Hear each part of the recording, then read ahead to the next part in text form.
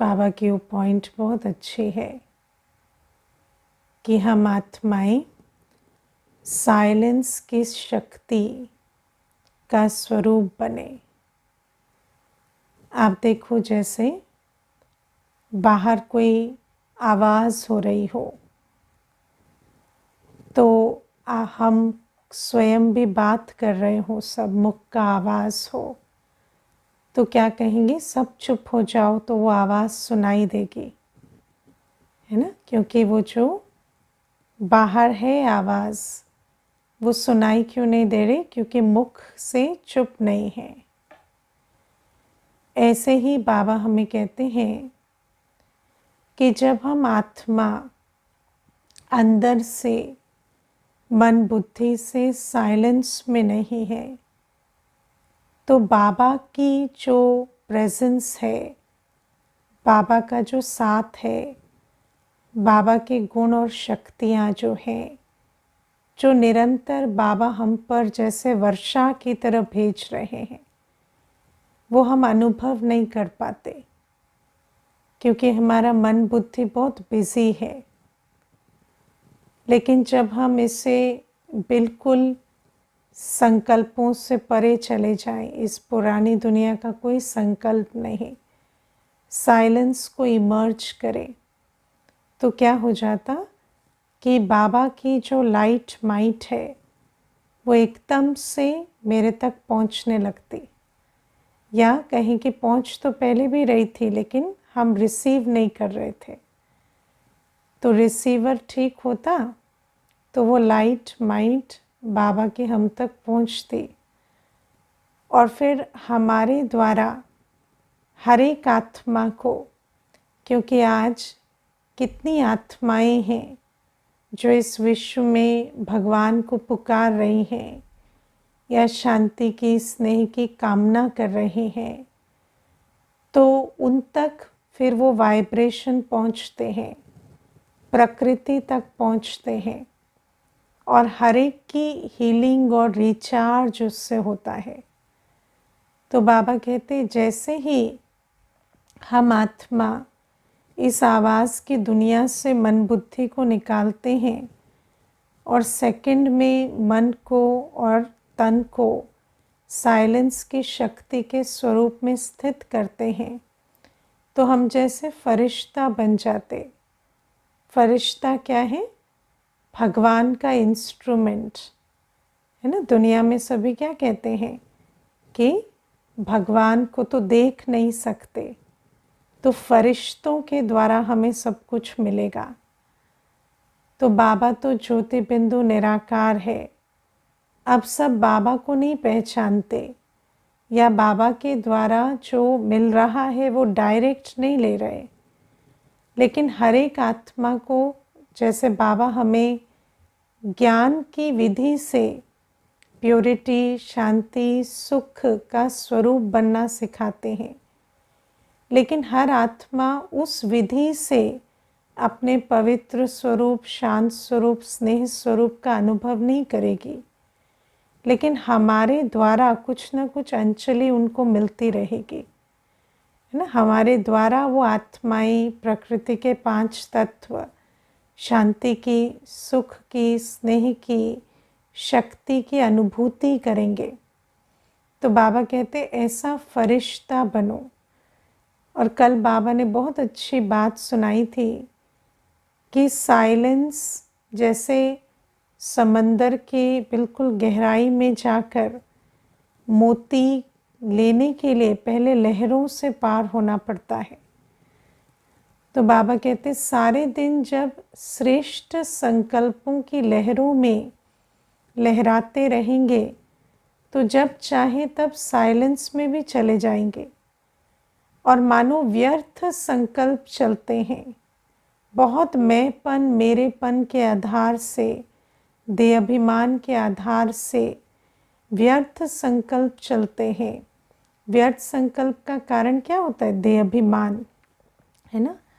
कर कुछ नहीं सकते लेकिन समझ में नहीं आता है कुछ नहीं कर सकते तो संकल्प चलाते रहते हैं, है ना। सोचते हैं, सोच सोच कर बहुत कुछ कर लेंगे तो ये व्यर्थ संकल्प, जो करना चाहिए उसके संकल्प नहीं चला रहे, है ना।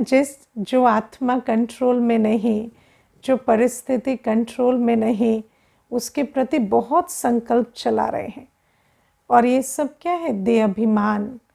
आत्मा को समझ ही नहीं आ रहा कि वो कैसे अपने पार्ट और ड्रामा से बंधी हुई है, और देह अभिमान के कारण एक्सेप्टेंस नहीं है, बहुत व्यर्थ संकल्प चलते हैं। तो बाबा कहते हैं जब व्यर्थ संकल्प चलते हैं तो फिर वो जो व्यर्थ का जो बोझ है, उस कारण से हम जब चाहें तब गहराई में जाकर साइलेंस में स्थित नहीं हो पाते।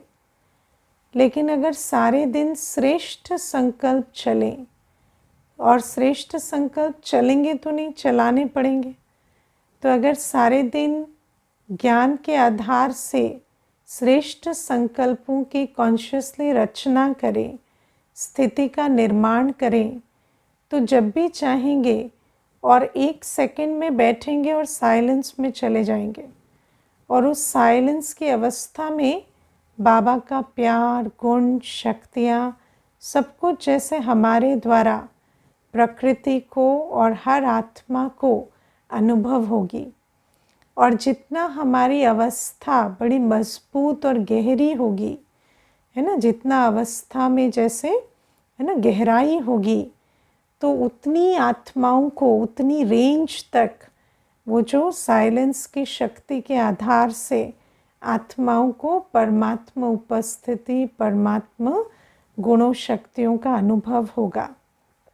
तो बाबा हमें ये फरिश्ता बनने की पॉइंट, क्योंकि अभी सारी दुनिया वेट कर रही है कि वो फरिश्ते कब आएंगे, कब हम उन फरिश्तों का इंतज़ार करें। कौन फरिश्ते? हम फरिश्ते, है ना, जो बाबा की अनुभूति, बाबा की प्रेजेंस जो आत्मा को बाप से चाहिए, वो बच्चों को अनुभव करा सके। तो ये पहली चीज़। बाबा आज हमें व्यर्थ के प्रति बहुत अटेंशन दिला रहे हैं। बाबा कहते व्यर्थ से बिल्कुल इनोसेंट बनो, है ना। बाबा कहते ज्ञान से इनोसेंट मत बनो, मर्यादाओं से इनोसेंट मत बनो। कई बार क्या होता है, बच्चे चालाकी करते हैं। क्या कहते हैं? हमें तो पता ही नहीं ऐसे करना भी होता है ना। रोज़ कहा जाता है, लेकिन फिर भी कहेंगे हमें तो पता नहीं, है ना। तो इतने इनोसेंट हो जाते हैं लेकिन बाबा कहते ज्ञान से इनोसेंट मत बनो, मर्यादाओं से या जिम्मेवारियों से, बाबा जो हमें ईश्वरीय जिम्मेवारियां दे रहे हैं, उनसे इनोसेंट मत बनो। बाबा कहते व्यर्थ से इनोसेंट बनो। ऐसा बन जाओ कि व्यर्थ मालूम ही नहीं, है ना। व्यर्थ की जैसे अविद्या हो जाए। कौन कौन है जिनको व्यर्थ की अविद्या है ना। कई तो ऐसा सोचते हैं कि मुझे ही व्यर्थ की अविद्या है, लेकिन बहुत व्यर्थ चलता है ना। तो व्यर्थ क्या है? उसकी अविद्या नहीं, व्यर्थ से अविद्या, जैसे व्यर्थ बिल्कुल ना चले। तो बाबा कहते हैं कि ऐसा हमें अवस्था बनानी है, और सिंपल सा लॉ है, if you don't use it you lose it. अगर व्यर्थ संकल्प नहीं चलाएंगे तो धीरे धीरे वो मशीनरी जो है वो बंद पड़ जाएगी, और वो व्यर्थ संकल्प नहीं चलेंगे। तो बाबा हमें कहते कोई भी बात आती है, उस बात को सेकंड में क्रॉस कर लो। अब सेकंड में क्रॉस करने का अर्थ क्या है, उसको अच्छे से समझेंगे। सेकंड में कोई ऐसा नहीं है कि बाहर वो क्रॉस हो जाए। कोई भी बात आती है तो बात की जो अवधि है, अगर एक बात को 2 वर्ष रहना है तो बात 2 वर्ष रहेगी। अगर किसी बात को 10 वर्ष रहना है तो 10 वर्ष रहेगी। तो बाबा क्यों कहते हैं कि क्योंकि ड्रामा अनुसार जिस बात की जितनी अवधि है उसको तो रहना है ना। लेकिन बाबा कहते तुम सेकंड में क्रॉस कर लो। क्यों? क्योंकि जब आप उस बात को यहाँ पकड़ कर रखते हैं तो वो बात आपको तंग करती है ना। और यहाँ वो बात कैसे पकड़ कर रखते हैं, है ना, कैसे होगा, कैसे होगा, कैसे चलेगा, इतनी बड़ी बात है, ये क्या हो गया, मैंने तो ऐसा किया भी नहीं, देखो वो व्यक्ति नहीं होता ना तो ये बात नहीं होती, इनके कारण हो रहा है, उनके कारण हो रहा है। ये जो सारी हम अपने अंदर चलाते हैं, इसी कारण वो बात हमारे अंदर रहती है। और बाबा कहते हैं कि कोई भी बात देहाभिमानवश उसके प्रति संकल्प नहीं चलाओ, क्योंकि ये सारे संकल्प हम क्यों चलाते हैं, देहाभिमान के कारण, है ना। हम ड्रामा को एक्सेप्ट ही नहीं करते। ड्रामा का ज्ञान क्या कहता है, जो है सो है it is what it is, है ना। वो किसी के कारण नहीं है, वो कोई ऐसी बात नहीं है ना, जो है एक्यूरेट है। और दूसरा ड्रामा का ज्ञान कहता है आपने तो इस बात को हर कल्प पार किया है, तो जितना भी समय इसकी अवधि है कोई बात नहीं, लेकिन ये बात बड़ी नहीं है, आपका बाबा बड़ा है। तो बाबा कहते हैं जब हम समझ जाते हैं, जब हम बाबा को इमर्ज करते हैं कि ठीक है बातें हैं, क्योंकि 63 जन्मों के सारे हिसाब किताब अभी आएंगे, लेकिन बात से बड़ा मेरा बाप है। तो जब बात से बड़े बाप को इमर्ज कर लेते हैं ना, तो बात छोटी हो जाती है और क्रॉस हो जाती है ना। तो बाबा कहते हैं ये सारा अंदर करना है, बाहर भले बात है उसको धीरे धीरे युक्ति से क्रॉस करेंगे, लेकिन अंदर वो बात जो है वो ना रहे, अंदर बाप रहे, उस बात की महसूसता मेरे अंदर ना रहे, मेरे अंदर कोई भय के, क्या क्यों के, कैसे होगा, कैसे चलेगा, या कोई ब्लेम के संकल्प ना चले, है ना। तो मैं आपको एक छोटी सी इसमें बात बताती हूँ। मुझे एक माता कहती कि हमारे एक दूर के रिलेटिव हैं, तो वो आ गए घर में रहने, और उसके बाद उनकी कुछ न कुछ समस्याएं आती चली गई और वो वापस ही नहीं गए, और अभी 3 वर्ष से हमारे पास ही हैं।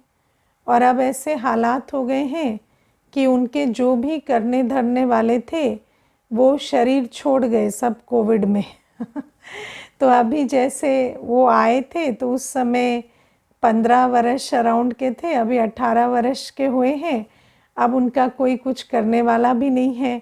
तो कहते मुझे सारे दिन ऐसे लगता है जैसे मैंने ये जो अन्यथा अपने सर पे बोझ रखा हुआ है, मुझे ये नहीं चाहिए, मुझे ये नहीं चाहिए, है ना। और मैं युगल को कहती हूँ इनको भगाओ घर से तो युगल कहते हैं कैसे भगा दें, वो तो अभी उनका कोई है भी नहीं।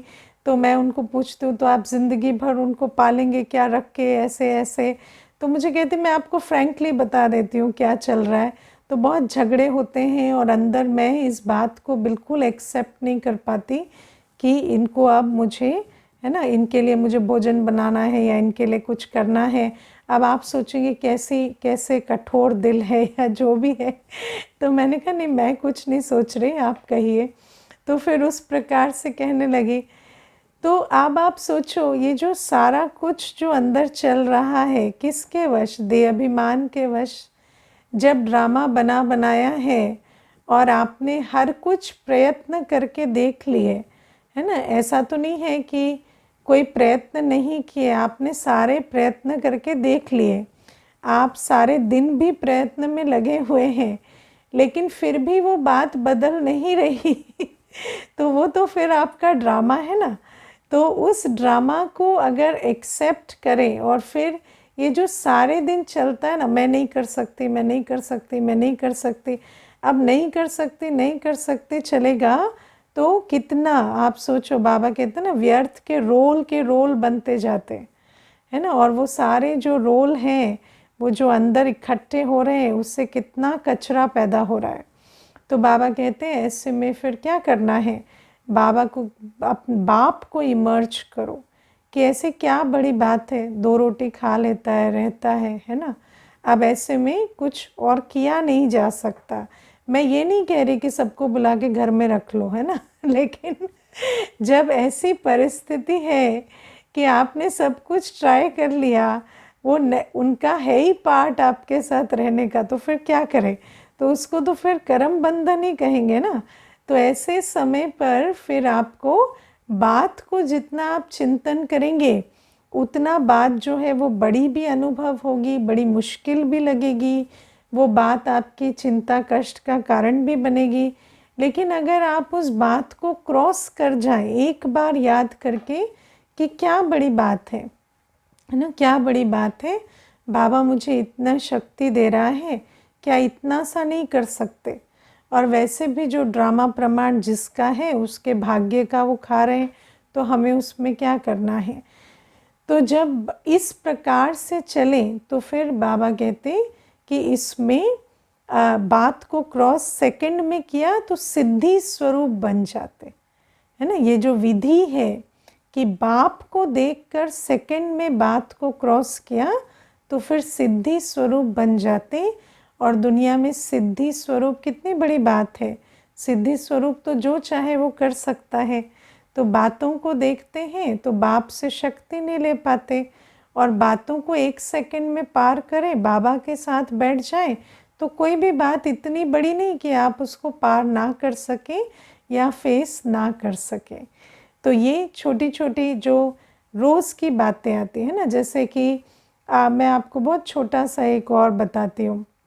अभी एक भाई है, तो वो मुझे कहते कि अभी अव्यक्त दिवस का जो भट्टी है अव्यक्त दिवस की, तो कहते कि मैंने सोचा हुआ था कि मैं इस भट्टी को अटेंड करूँगा, और मैंने पूरी तैयारी भी कर ली, छुट्टी भी ले ली, लेकिन मेरा जो सबसे रिलायबल स्टाफ है जो पीछे से सारा काम देखता है उसकी माँ को बहुत तकलीफ़ हो गई है, उस बीमार हो गई है माँ, तो उसी कारण उसको छुट्टी पर अर्जेंट जाना पड़ा।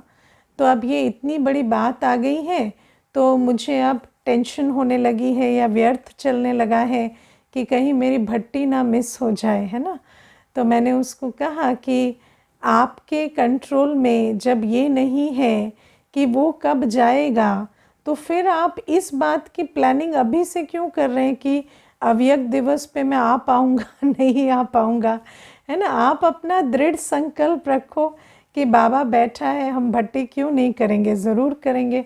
और मैं तो सुबह से जैसे 2 बजे से भट्टी करूँगा। ये श्रेष्ठ संकल्प आप रखो और बाबा का हाथ पकड़ के रखो। तो वो कहते कि देखो दीदी, पहले 18 जनवरी तब भी नहीं आई थी, अभी भी नहीं आई है, लेकिन वो जो बात है जो ट्रबल कर रही थी, वो जैसे ही बाबा को याद किया और दृढ़ निश्चय कर लिया, तो जैसे बात ख़त्म हो गई है। और धीरे धीरे अब ऐसी बहुत सारी पॉसिबिलिटीज़ भी नज़र आ रही हैं, जिस कारण से ये कोई बड़ी बात नहीं होगी कि हम 2 बजे से भट्टी कर सके, है ना। तो कई बार क्या होता, हम बातों का चिंतन करते हैं, फिर बहुत सारे व्यर्थ, और बाबा कहते हैं बच्चे इतने चालाक हो गए है ना, चतुर हो गए हैं कि ऐसे ऐसे उन बातों का वर्णन करते हैं कि लगता है सच में बहुत बड़ी बात है ना। जैसे इतना टेक्निकली बताएंगे कि लगेगा हाँ ये बात तो बहुत ही बड़ी है और पार करने लायक नहीं है, लेकिन बाबा कहते हैं ऐसी कोई बात नहीं है। और ये जो व्यर्थ बातों के जो रजिस्टर के रोल बनाते हैं, वो ख़त्म करें, बाबा को याद कर और बात को क्रॉस कर सिद्धि स्वरूप बने। और फिर आज बाबा हमें कहते हैं कि हमारी झोली जो है वो भरपूर रहे, या हम आत्मा ज्ञान से भरपूर कैसे बनेंगे, जब हमारी झोली में छेद ना हो, है ना। और हम ज्ञान धारण करें, ज्ञान रत्नों को धारण भी करें और दान भी करें। अब ये जो झोली में छेद है कैसे होता है? हाँ, कहाँ है आत्मा की झोली जिसमें छेद है, बुद्धि रूपी झोली में छेद है, समझते हो? तो बाबा कहते जहाँ विकार होता, जैसे कल भी बात की थी देहाभिमान की, है ना। तो देहाभिमान के कारण एकदम से खाली होते जाते हैं। ऐसे ही विकार के आधार से वस्तु, व्यक्ति, वैभव, परिस्थितियों का चिंतन चलता है, उनका प्रभाव होता जाता है, और वो जो भरपूरता हमारी होनी चाहिए, जिसको हम कहेंगे रिटेंशन होनी चाहिए, वो नहीं होती। या मुरली सुनते हुए भी वो कंसंट्रेशन नहीं होती, क्योंकि बुद्धि जो है बहुत तरफ दौड़ती है ना। बिल्कुल एकाग्रता से मुरली भी नहीं सुनते। बैठे भी हैं एक जगह पर, कोई ऐसा भी नहीं उस समय कुछ कर रहे हैं।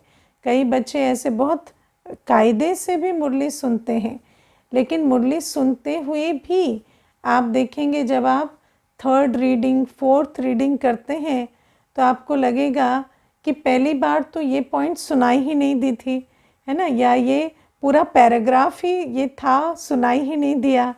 तो वो क्यों होता? क्योंकि बुद्धि रूपी झोली में छेद है, जहाँ से बात कान से अंदर तो जा रही है लेकिन बुद्धि में बैठ नहीं रही है। तो वो बुद्धि रूपी झोली में क्यों छेद है? क्योंकि आत्मा जो है वो विकारों के अधीन है। तो कुछ ना कुछ पुरानी दुनिया के संकल्प हैं, बुद्धि इधर उधर सिग्नल पकड़ती रहती है, मन में संकल्प चलते रहते हैं, तो वो बुद्धि में धारणा ही नहीं होती।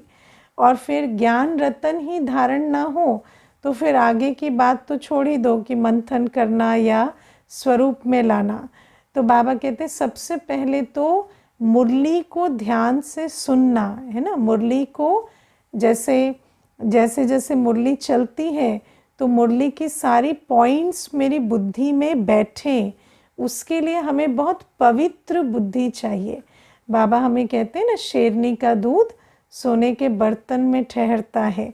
तो बड़ी कमाल की बात है। देखो दुनिया में ऐसी बहुत आत्माएं हैं जो दुनिया के हिसाब से बहुत अच्छी मेमोरी वाली हैं, है ना, बहुत अच्छी जैसे उनकी याद रखने की शक्ति भी बहुत अच्छी है, वो उसके लिए प्रचलित भी हैं।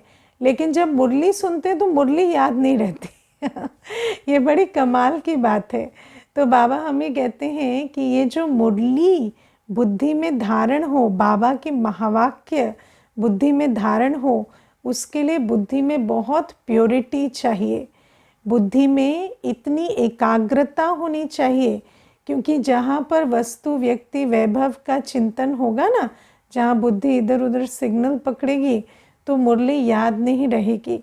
तो एक है पहली बात धारणा की ये। दूसरी धारणा की बात है कि भले ही समझ में सब कुछ आएगा, मानो मुरली याद भी हो गई, याद भी रहती है, पॉइंट्स भी याद रहती हैं, लेकिन फिर उसके अनुसार कर्म नहीं होते, उसके अनुसार जीवन में हम चल नहीं पाते, है ना। तो वो भी क्यों होता है? अब मैं आपको बताऊं, जब कई बार ऐसा लगता है कि मुझे मुरली तो याद होती है, समझ में आती है, लेकिन कर्मों में नहीं आता। लेकिन ऐसा नहीं है। मुरली की भी आप, अगर मैं आपको पूछूं, आपको भाषा, जैसी भाषा में बाबा बोलते हैं, जैसे वरदान भी है या वरदान का जो स्पष्टीकरण भी है, क्या उसी भाषा में याद रहता है ना, बाबा की भाषा में याद रहता है?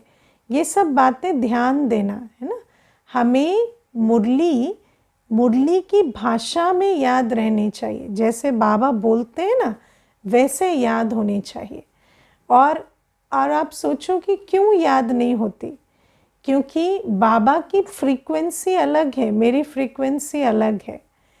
जैसे जैसे मेरी फ्रीक्वेंसी बाबा के साथ मैच करेगी, जितना हम पवित्र बनेंगे और एक बाबा के साथ बुद्धि योग रखेंगे ना, तो मुरली की भाषा और मेरी जिस भाषा में मुझे स्मृति में रह रही है बात, वो एक बनने लगेगी, है ना। और इसका ये सारी बात जो है वो धारणा की है। और नेक्स्ट बात है धारणा की कि जो समझ में आता है वो कर्म में आए। अब वो कर्मों में भी कब आएगा? जब वही बुद्धि झोली में छेद ना हो, माना देहधारी से दिल ना लगी हो, पुरानी दुनिया की आशाएं तृष्णाएं ना हो, देह अभिमान ना हो। क्योंकि जहाँ ये बातें रहती तो फिर वो सारी समझ जो है वो जैसे खिसक जाती और कर्मों में वही पुराने संस्कारों के आधार से ही कर्म करते। अब बाबा कहते इसके लिए क्या करें, फिर क्या युक्ति लगाएं जो ये धारणा बढ़े। तो बाबा आज बहुत अच्छी बात कहते हैं कि हमें कायदे से पढ़ाई करनी है ना, कायदे प्रमाण चलना है। अब कायदे प्रमाण चलना क्या होता है, जैसा कहा जाए वैसा करना है ना, जैसे बाबा श्रीमत दे वैसा करना, मन मत बिल्कुल मिक्स नहीं करना, मुझे ये ठीक लगता है ऐसे कर सकते हैं क्या, नहीं, जैसा बाबा कहे वैसे करना, उसको कहेंगे कायदे प्रमाण चलना। जैसे बाबा ने हमें कहा कि मिनिमम तो 4 बजे से योग में बैठो, 4 से 4:45, उस कायदे को हमें मानना पड़ेगा, है ना। कई बार बच्चे जो हैं पूछते हैं क्या अंतर पड़ता है 4 बजे योग में बैठे या 6 बजे योग में बैठे, लेकिन वो पूछने वाले हम कोई नहीं है। बाबा कहते हैं ईश्वरीय कायदों में जो फ़ायदा समाया है ना, उसको प्राप्त करने के लिए आपको उस कायदे को मानना ही पड़ेगा। और अगर हम नहीं मान पा रहे हैं तो हम अपने आप से पूछें कि मेरे में ऐसी क्या कमज़ोरी है जो मेरे से 4 बजे नहीं उठा जा रहा।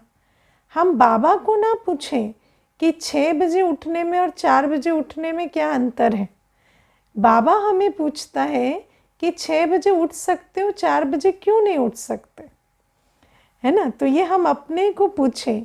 कई बार हम सोचते हैं, है ना, आपको पता है जो एडिक्ट होता है ना, जिनको एडिक्शन की प्रॉब्लम होती है, आपने कभी किसी एडिक्ट से बात की होगी या नहीं पता नहीं, लेकिन सेंटर पर सेवा में तो हर प्रकार के संस्कारों वाले, है ना, आते हैं। तो एक बार एक भाई आया था, उसका भाई जो था वो ज्ञान में था, तो उसको लेकर आया। तो फिर मुझे कहते कि मैंने कहा कि आप है ना अभी रोज़ सेंटर पे आया करो और अभी आप ये सिगरेट जो आप लेते हो, जो ड्रग्स है, वो छोड़ दो।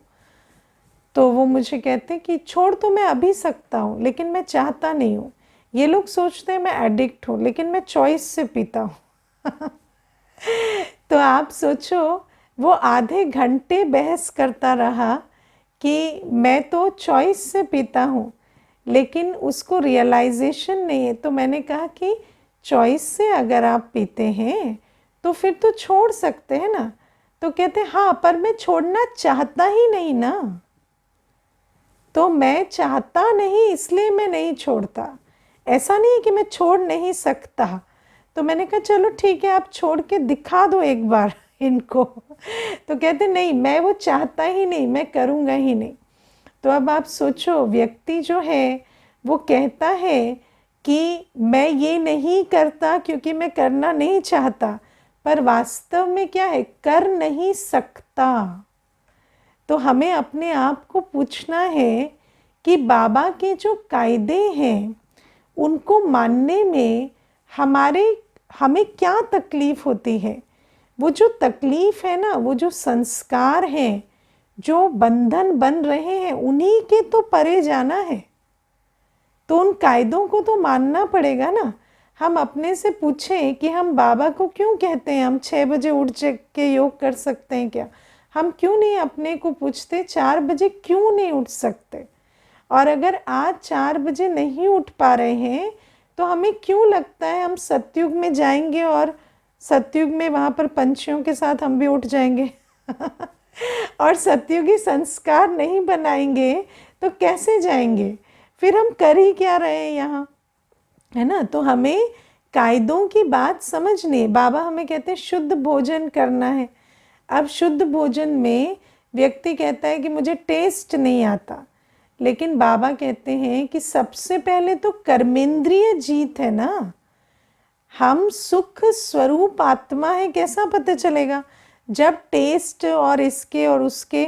अब देखो, बाबा हमें कहते हैं कि सात्विकता में जो रस है वो तमो प्रधान संस्कारों के आधार से आत्मा अनुभव नहीं करती, लेकिन जैसे जैसे आप आत्मा सतो प्रधान बनेंगे तो आपको सात्विकता में रस नजर आएगा।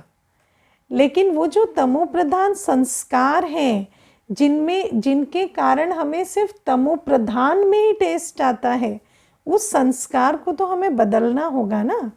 तो बाबा के कायदे जो हैं उसमें सिर्फ ये नहीं है कि सतो प्रधानता का बल, लेकिन ये कायदे मानने से जो हम कर्मेंद्रिय जीत बनते हैं, है ना। बाबा हमें कहते हैं भोजन की वाइब्रेशन तो अलग सब्जेक्ट है, भोजन की वाइब्रेशन असर करती है वो तो अलग सब्जेक्ट है, लेकिन भोजन भी हम बाबा की श्रीमत पर कर सकें, मनमत या जीभ की मत पर नहीं, वो भी तो कायदे का फायदा है ना। वो हमें कर्मेंद्रिय जीत बनाता है।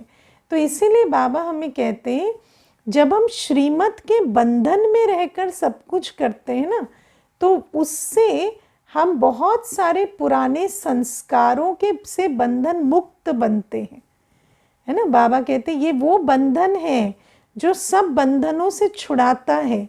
लेकिन अगर हम इसके ही बंधन में ना बंधे, यहाँ अपनी मत चलाएं, तो फिर आत्मा जो है वो सतोप्रधान बनेगी कैसे, कर्मातीत बनेगी कैसे। जैसे छोटी सी बात है, आपको कितनी बार कहते हैं कि आप वीडियो ऑन करके बैठो, है ना। आप विचार करो क्या आफत आती है हमें, हमारे अंदर ऐसे क्या संस्कार हैं जो हमें रोकते हैं, है ना। कुछ तो है ना जो हमें रोकता है। अगर हम उस पर पार ही नहीं पाएंगे, अगर हम कायदे से बैठकर एक क्लास नहीं कर सकते, तो हम देवता कैसे बनेंगे। एक क्लास में बैठने का कायदा भी अगर हम नहीं मान सकते, तो हम देवता कैसे बनेंगे। उस दुनिया में तो कायदे ही कायदे हैं। तो इन बातों को हमें विचार करना है कि हमारा लक्ष्य क्या है और हमारे लक्षण क्या है ना। हम अगर अभी उठ नहीं पा रहे, बाबा की श्रीमत पर भोजन नहीं कर पा रहे, और एक छोटी सी बात, कई बच्चे कुछ भी सेवा नहीं करते, तन मन धन कुछ भी स्वाहा नहीं करते। अब आप विचार करो, ये जो किसकी बात हो रही है, जो बाबा हमारे पर सब कुछ न्योछावर कर रहे हैं, जो बाबा हमें मानव से देव बना रहे हैं। अगर हम उस बाप के यज्ञ में तन मन धन नहीं लगा सकते, तो आप सोचो हम फिर कहते हैं कि हम दुनिया में हम कंपैशनेट हो रहे हैं, हम लवफुल हो रहे हैं, हम देवता बन रहे हैं। कैसे बनेंगे? जो हमें सब कुछ दे रहा है, अगर हम उसके यज्ञ में नहीं लगा पा रहे, हमारी दिल इतनी छोटी है, तो वो दिल के साथ हम देवता कैसे बनेंगे। देवता का तो अर्थ ही देने वाला होता है। जब हम दाता के भंडारे में नहीं दे पा रहे, तो जो दाता नहीं है, जो लेने वाले हैं, उनको कैसे देंगे। वो संस्कार हमारे अंदर कैसे आएंगे, है ना। तो विचार करके देखो कि हम कह क्या रहे हैं और कर क्या रहे हैं, और है ना, फिर हमारा भविष्य हम सोचते हैं कैसे बनेगा।